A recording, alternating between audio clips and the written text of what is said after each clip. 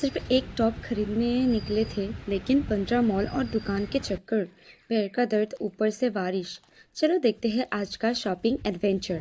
आज हम जाने वाले हैं एक मॉल में, सो लेट्स गो। मैं और मौसी रेडी होके निकल पड़े टाउन की तरफ। लेकिन यार, इतनी गर्मी और धूप, ऐसा लग रहा था कि सूरज मामा ने पर्सनली टारगेट कर लिया हो। लो जी, हम पहुंच गए मॉल। वहाँ बहन ऑलरेडी वेट कर रही थी। फिर हम तीनों फुल एक्साइटमेंट के साथ अंदर गए और शुरू हुआ हमारा मिशन परफेक्ट टॉप। लेकिन यार, एक भी कपड़ा पसंद नहीं आए। इतना बड़ा मॉल और हमारी टेस्ट का एक भी टॉप नहीं मिला। क्या बताओ। फिर सोचा चलो कोई बात नहीं, दूसरे मॉल में चलते हैं। और मैं और बहन कपड़े ढूंढने से ज़्यादा मॉल की सॉन्ग्स पे डांस करने में बिजी थे।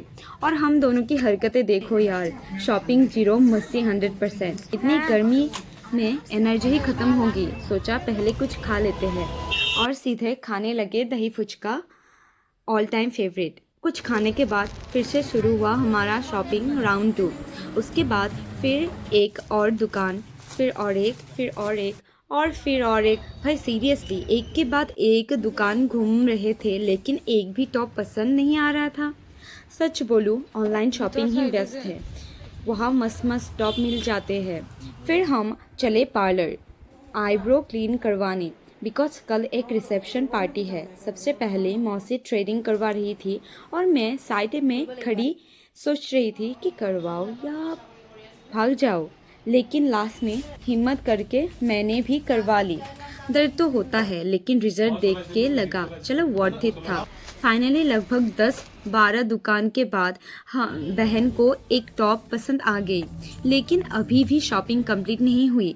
और फिर लास्ट में फाइनली और एक मॉल जाने के बाद हमारी शॉपिंग कंप्लीट हो गई। भाई इतने सारे मॉल और दुकान घूमने के बाद मेरे तो पैर ही काम नहीं कर रहे थे।